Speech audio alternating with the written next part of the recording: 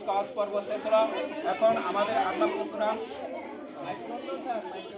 বাসনটা দিব না, নিত্যটা দিয়ে দিব। তারপর নিত্যটা এখন নিত্য পরিসংখ্যান